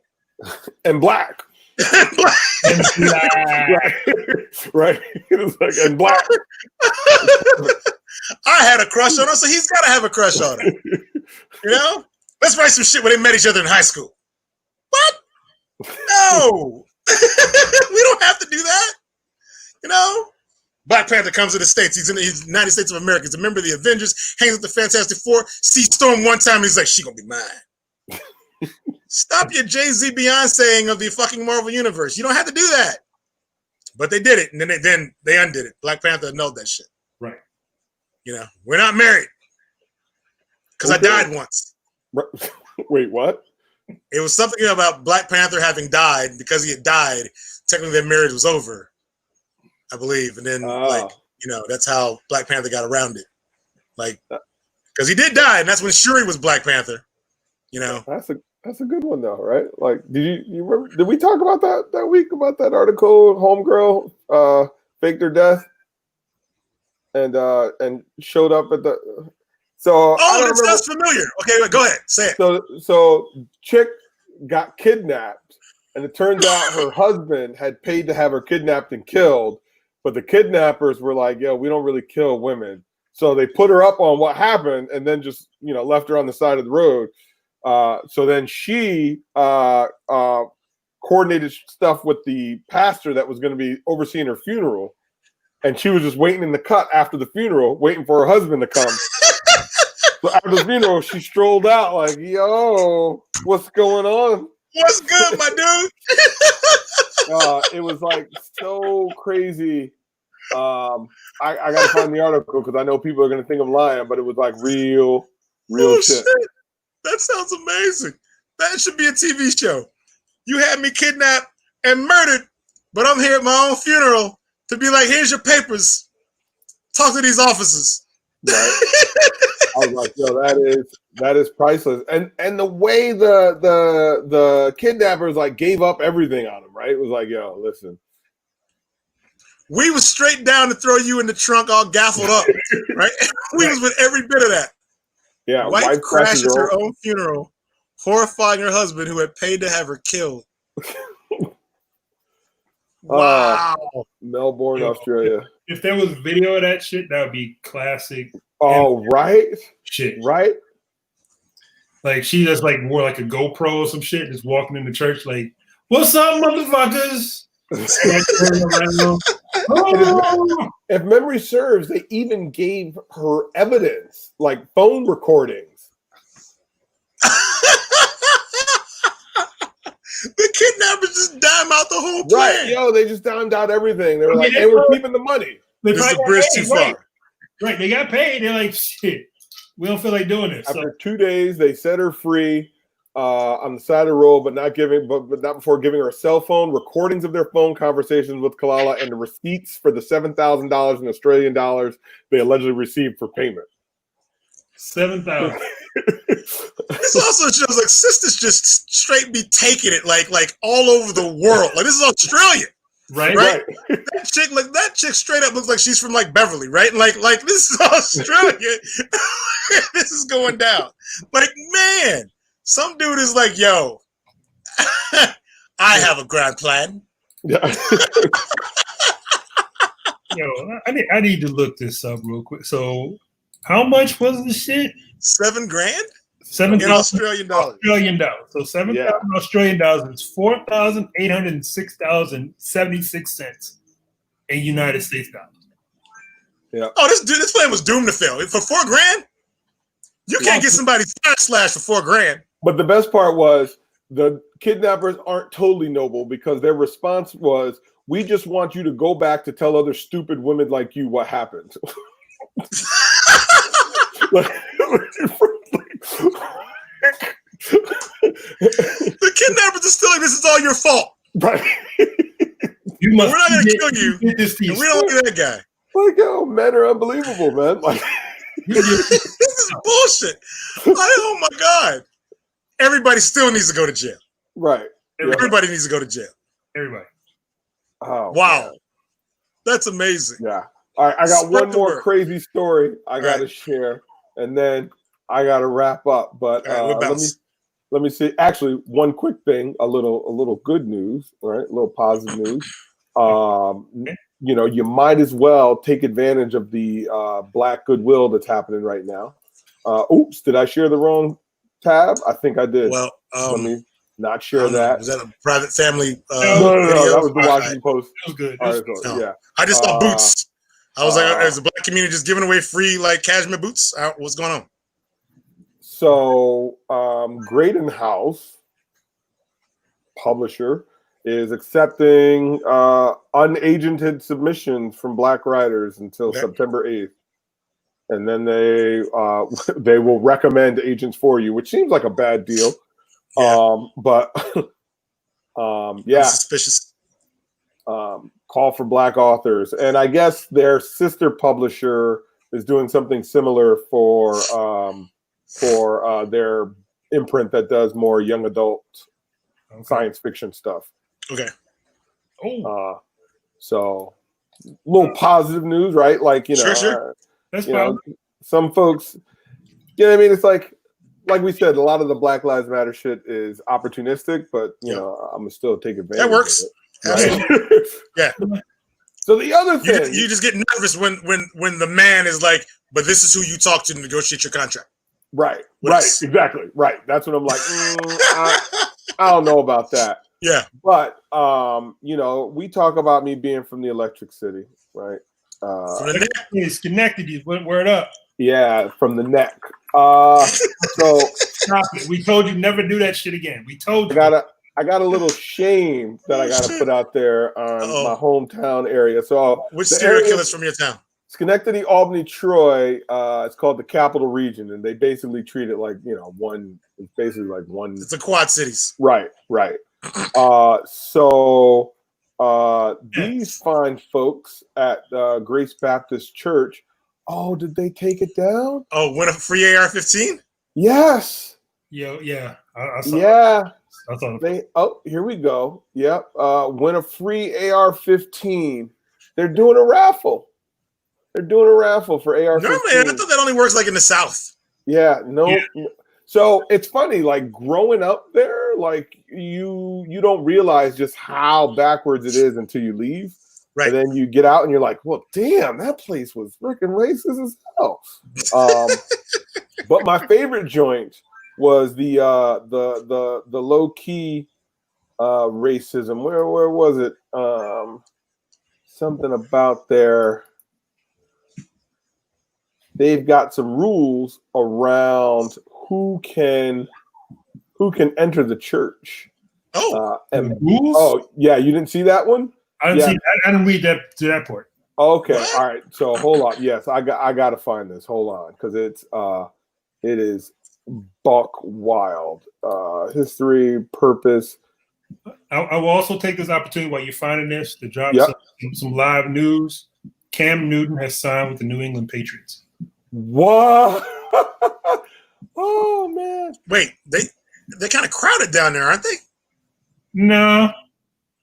I thought somehow I thought he was associated with the Patriots. Wait, with the Patriots? Yes.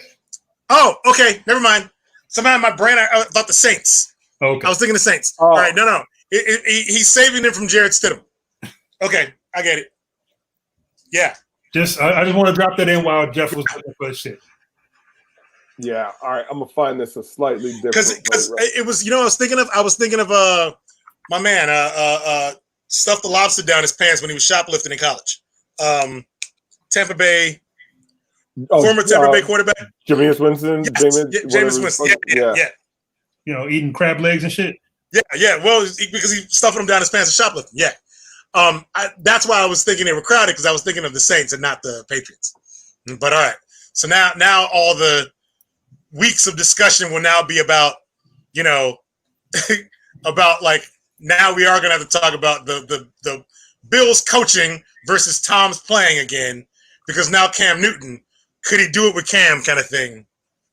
All right, we'll see how this goes. All right, so it's football. This is their entry, and I'll read it for the audio, right? No one will be allowed to be inside the building or in the service without signing a waiver. All right. As always, so this isn't something new. As always, there will be a slice of ham. The Bible word is swine outside the front church doors.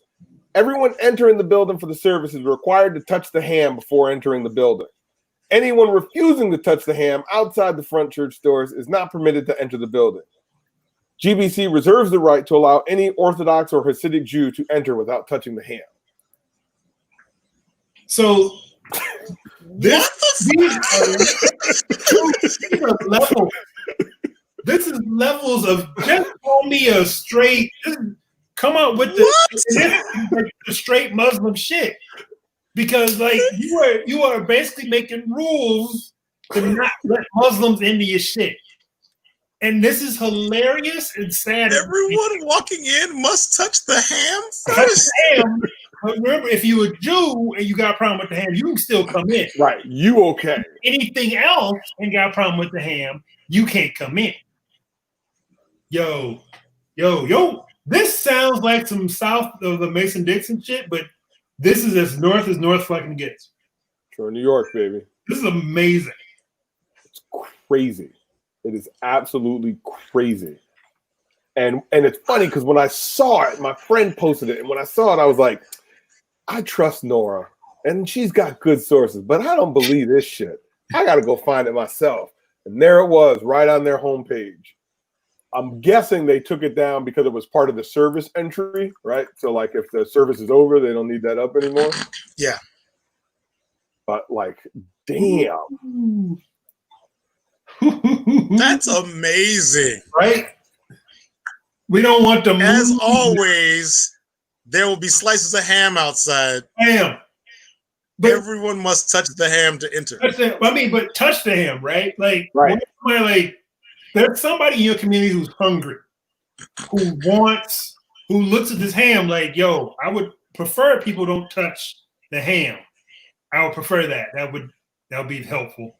So I can this is home and make some beans with it. So that's the link to that I fucking found it now, of course. That's the link where you can read that shit on their homepage. Fuck them because they don't use SSL. Right?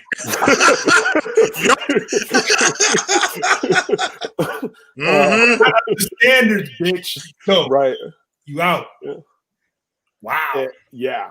Just unreal. Wow. That is some stuff in the Mason-Dixon shit, but that's amazing. Right, but in the North. But North is hell. Because they're not black-white racists, they're Muslim racists. Muslim. Right. Oh, they had some other shit too. They had some shit on their Facebook page that somebody radical posted too. Muslims. Right.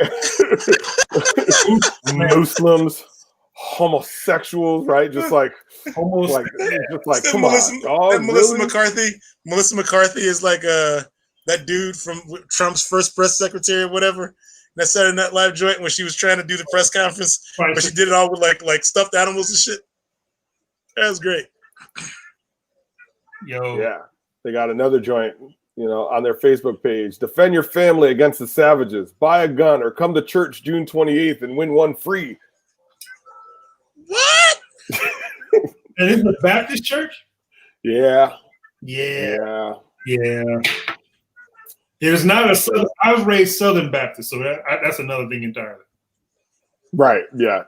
So that's on me. But that shit is save yourself from the savages. Wow. Okay. Like roaming around, lusting your women. That's amazing. Not even molest. Oh man, they pulling out they Muslim dicks on them. Like, yo. Right. Shit is beyond real at this point. Yo. Yep. Also, the state of Mississippi may change its flag, which leads me to believe that absolutely nothing will change. Yo, so I don't really pay attention to state flags. So I was like, damn, Mississippi. Have you seen Florida state flag? You ever seen some more unwelcome and shit? Like, just generally? I don't know if I've ever seen Florida's flag. Right, now you're looking at Florida's flag. Mississippi shit's been in the news for years. Right. Oh, okay. Yeah, yeah. Okay. Right? It's just like Florida state flag is like, put it up on the screen, Jeff. Yeah, I'm working on it. I'm struggling here. I got a situation. But Mississippi got threatened with. Oh, okay. I think I've seen this. Yes. Right? It's just like, don't, no. X's. But it's not stars and bars, right? It's not official shit. Right. So that's how they're letting that slide. Like, we be quiet about it. We ain't got to do nothing. Right. But Mississippi got threatened by the Southeastern Conference because what matters in football says we will not bring tourism to your state. Right. If you don't change your shit. Now the SEC can make this demand, but because there's two Mississippi schools in the SEC, but there's also one school in a smaller conference. that hasn't said a thing. But also the fact that Mississippi does not have facilities to host championship events. They don't. Oh, Right. So what? Like, no, like, hey, you can't have a party. Well, we don't have a room big enough for a party. I don't give a shit. Yeah. So the threat that's going through, because it passed the House. Apparently, it passed the House, but the state Senate has been steadfast against it because every time it comes up, it gets shot down every time. Right. And the governor, this time, the governor, who's an absolute sack of shit, said he'll actually sign it if it makes it to him.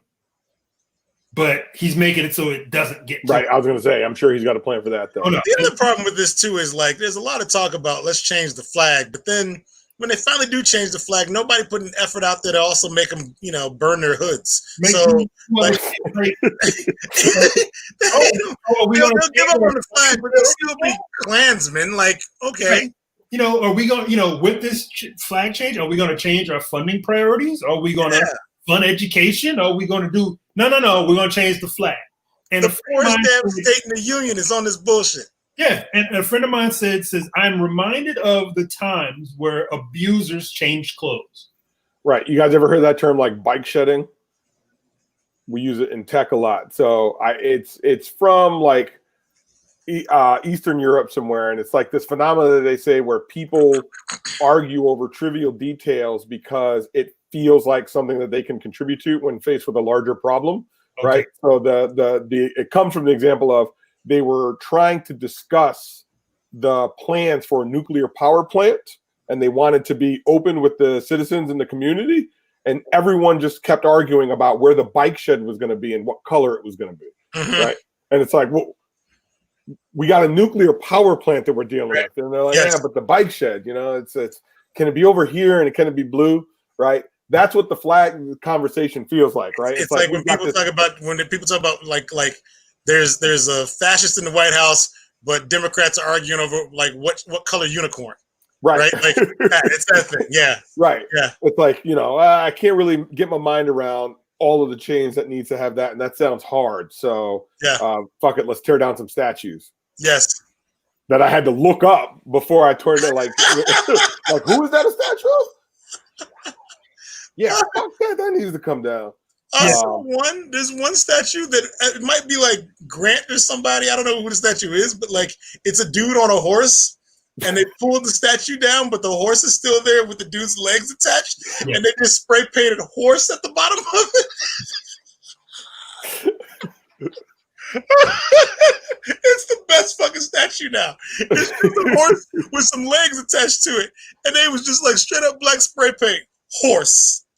It's a monument to a horse. Oh, perfect. That is beautiful. I can get behind that. Somebody else has a picture of a statue would come down and they put a big ass cat tower on it.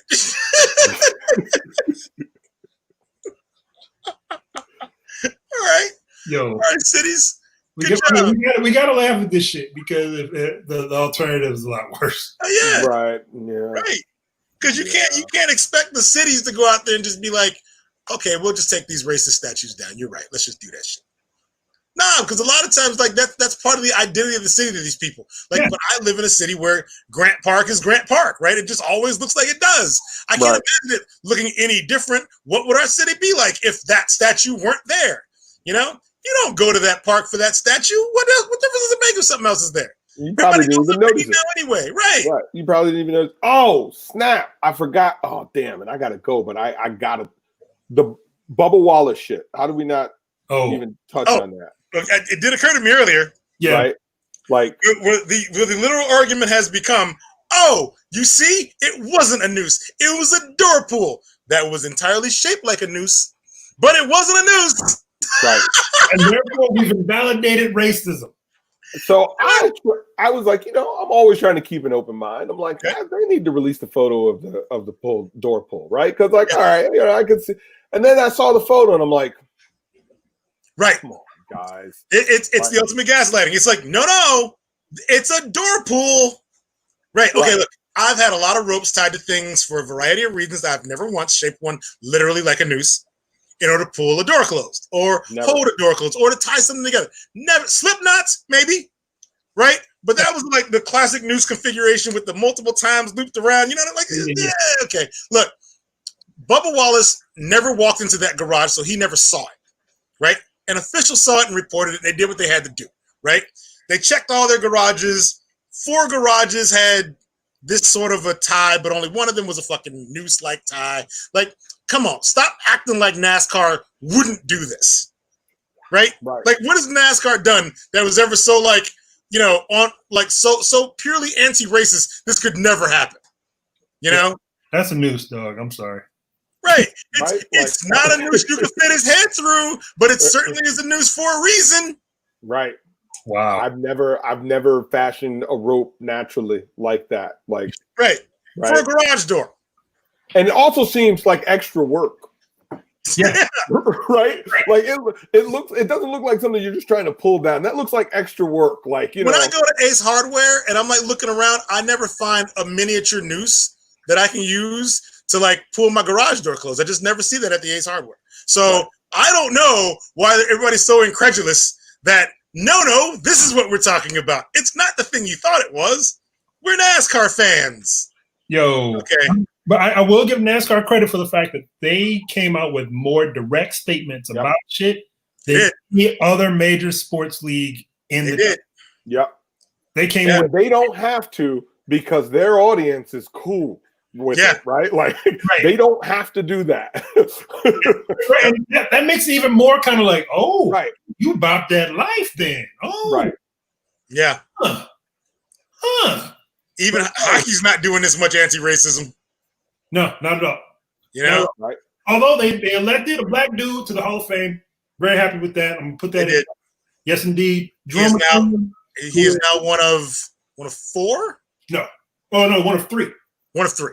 He is one of 3 black people in the Hockey Hall of Fame. Okay.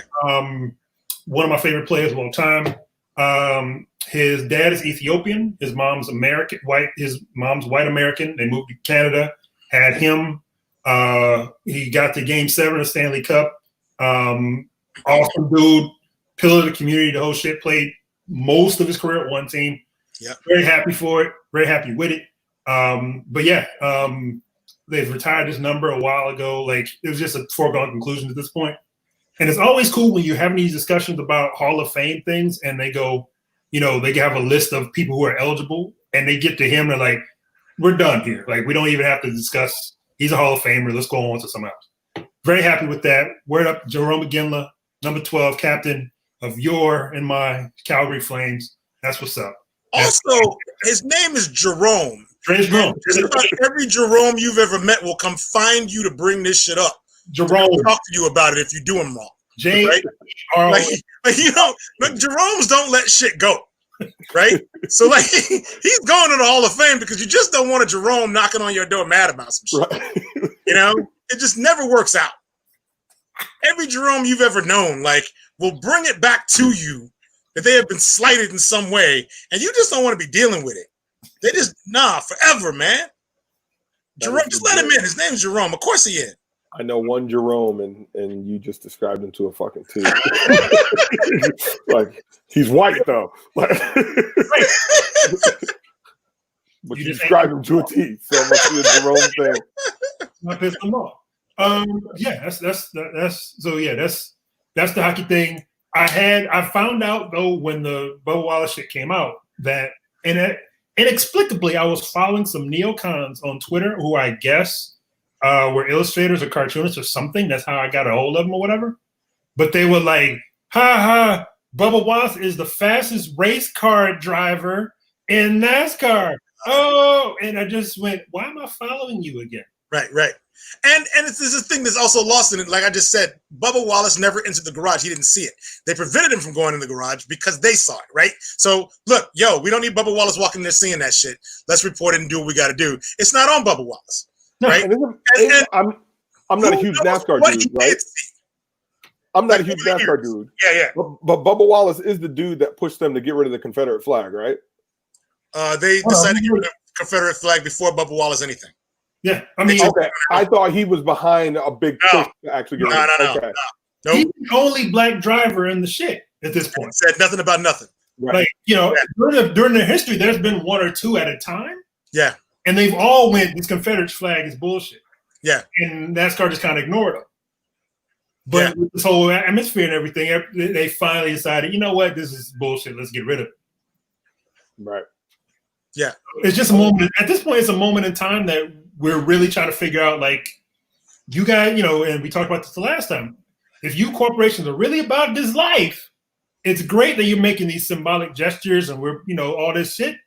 But where are your black people in management? Where are your black, you know, what's all this time? Bubba Wallace, like every other NASCAR driver, perfectly happy to show up every weekend and drive around a racetrack going left and finish in 17th. Like, that's what racers do.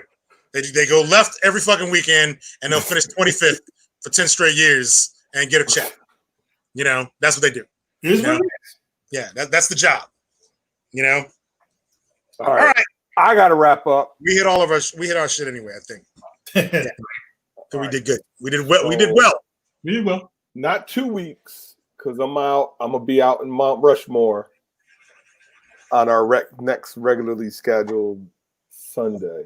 Okay, well, 3 weeks then. Whatever. So 3 weeks. And maybe by that point, not only will I have some nerd shit, but I will also have listened to Haken and have some whole shit because I've been challenged to listen to some new shit. So I'm gonna take that challenge. So 3 weeks. We're gonna do 3 weeks. 3 weeks. All right. Well, share whatever you're listening to so I can comment. All right. Word up, ladies and gentlemen. This has been episode whatever number we're at right now of Stakes is High, the Black Nerd Podcast. Yes, ladies and gentlemen, I have been Troy Hunter at Tall Black Guy on the Twitters and on the internets all over the spot doing the thing. I am Terry Gant, aka Doc Midnight, aka Dread October, who is now forcing Troy to listen to some prog metal, and I can't wait. Jeff just also said, you heard it, he's going to listen to it too. It's going to be awesome. I don't think he knows what we agreed to. Right, I'm Jeff Smith, and I didn't know what the fuck I just signed up for. I was not aware of this. So.